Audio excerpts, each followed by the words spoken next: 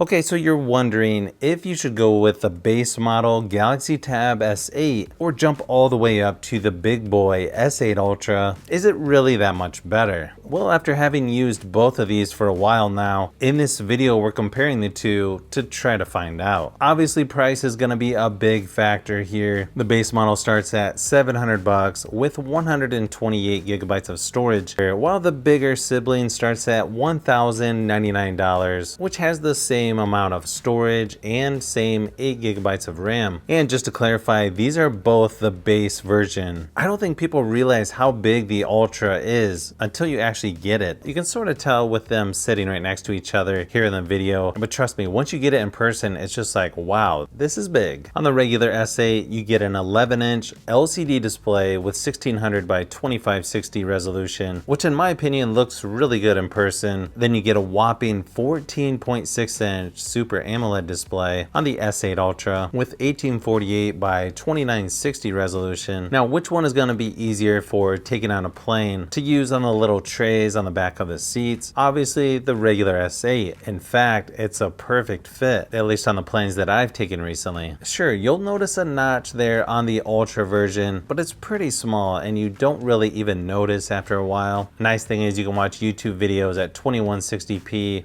or 4K resolution on both tablets. Pretty much anything you're watching on both of these tablets look really nice in my opinion. You also get a fingerprint scanner on both, but just in different locations. Right there on the power button for the regular S8 and then built right into the front of the screen on the Ultra. Both work really nice in my experience, and I tend to lean towards the Ultra with it right on the screen. It just feels like it's easier to get to, but both are nice options to have.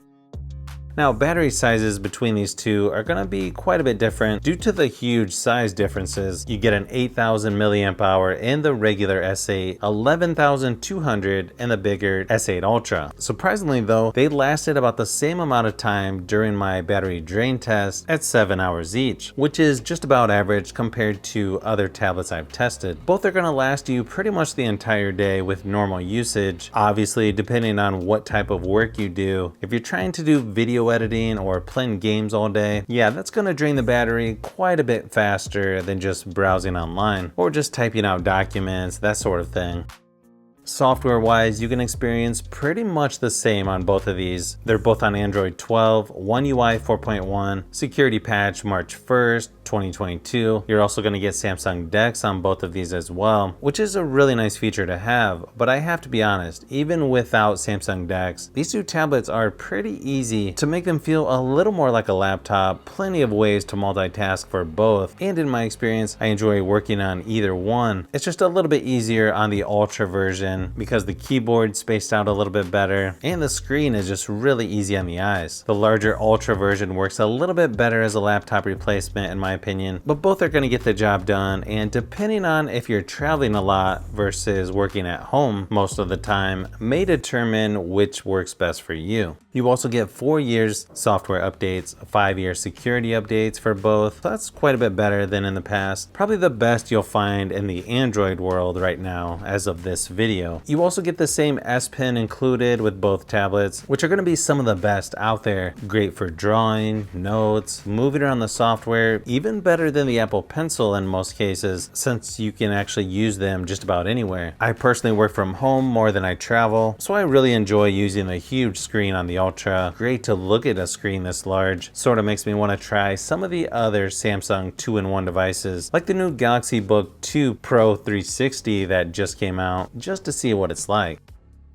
Now, which has the better performance between these two? Well, from what I've seen, they are pretty much identical. You get the same Snapdragon 8 Gen 1 processor for both, and you'll even have about the same Geekbench scores for the base models that I have here. There are higher spec Ultra models, but then again, you're going to be paying more. Moving around the software, doing some multitasking, or even playing some games are going to feel very similar on these two. Just everything's quite a bit bigger on the Ultra. You'll also get a very similar gaming experience It's just a lot easier to reach certain parts of the screen on the smaller S8. Although I have to admit, gaming on a huge 14.6-inch screen is pretty fun, especially if you're using a controller. Either way, I think most people are going to enjoy gaming on both of these tablets. It's really just a matter of, do you like to game on a bigger tablet with controllers or one that's a little easier to handle using the touchscreen?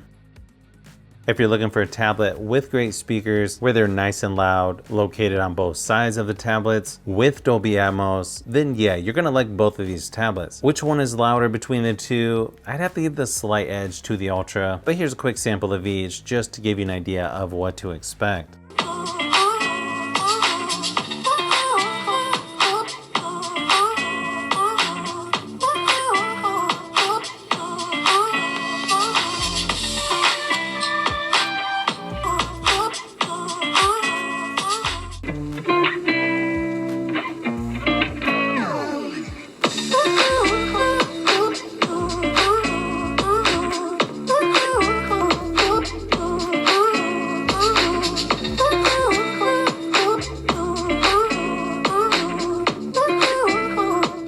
Cameras on these two are actually pretty good for tablets. Are they flagship phone quality? Not yet, in my opinion, but still probably some of the best you're gonna find when it comes to tablets. You've got dual 13 megapixel and 6 megapixel cameras on the back, dual 12 megapixel for the front facing on the Ultra, a single 12 megapixel on the regular S8. You're also gonna get the new auto framing feature when using the front facing camera for video on both tablets as well. So if you do a lot of Zoom meetings or other video conference calls, these two are going to be good options for that. You can also shoot up to 4K 30 frames per second on both of these. Here's a few samples of photos and video just to give you an idea of what to expect from each.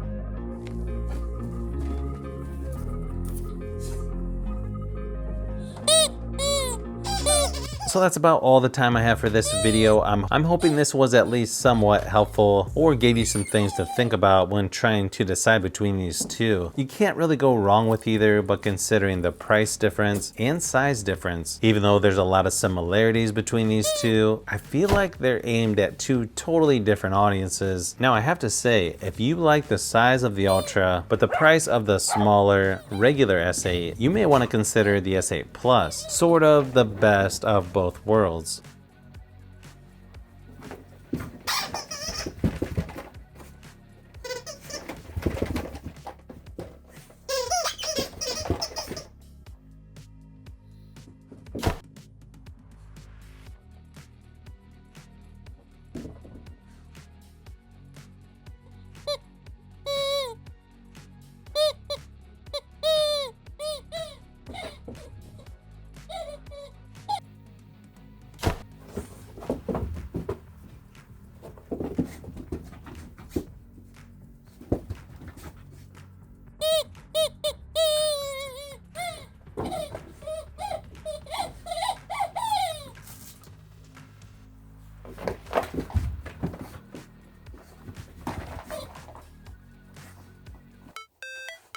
So if you've made it this far into the video, you may want to say thanks by subscribing, and don't forget to give a thumbs up if this video was helpful. This is Brian from Fishbee Productions. Thanks for watching, and I'll see you on the next one.